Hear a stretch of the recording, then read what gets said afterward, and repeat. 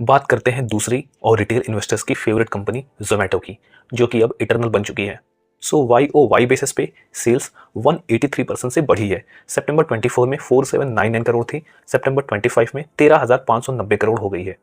Profit 63% से घटा है। सितंबर 24 में 176 करोड़ था, सितंबर 25 में 65 करोड़ हो गया है। क्वार्टर ऑन क्वार्टर बेसिस पे सेल्स 90% से बढ़ी है।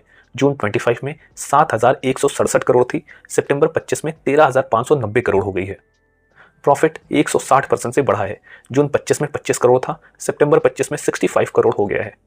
सो क्लियरली रेवेन्यू में एक जबरदस्त स्पाइक देखने को मिला है, और मैं इस पे जोर इसलिए दे रहा हूं क्योंकि ये कोई स्मॉल कैप कंपनी नहीं है। इसका मार्केट कैप 3,35,721 करोड़ का है। अब ये कुछ कम ज्यादा हो सकता है प्राइस के अकॉर्डिंग, तो उस पर मत जाइएगा। Although profit Y O Y basis पे घटा है, जिसके 3 रीजन हैं। पहला, ऑपरेटिंग प्रॉफिट मार्जिन में कॉन्ट्रैक्शन हुआ है। वाई ओ वाई बेसिस पे कंपनी का ओपीएम यानी कि ऑपरेटिंग प्रॉफिट मार्जिन 3% से घटा है। दूसरा, कंपनी ने डेट बढ़ाया है। ऑल्दो कंपनी उसको अपनी ग्रोथ के लिए यूज कर रही है, लेकिन डेट बढ़ने से इंटरेस्ट कॉस्ट भी बढ़ जाती है।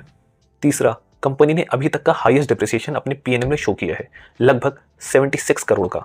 और यही तीनों रीजन है कि कंपनी के प्रॉफिट में वाई ओ वाई बेसिस पे अच्छा खासा डिप देखने को मिला है।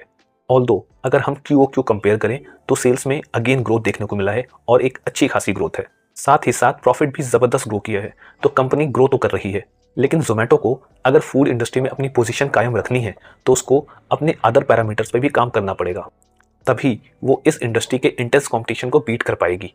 बाय द वे, कंपनी का एबिडा मार्जिन 5.3% तक पहुंच गया है, जो कि कंपनी का हाईएस्ट मार्जिन है अब तक का।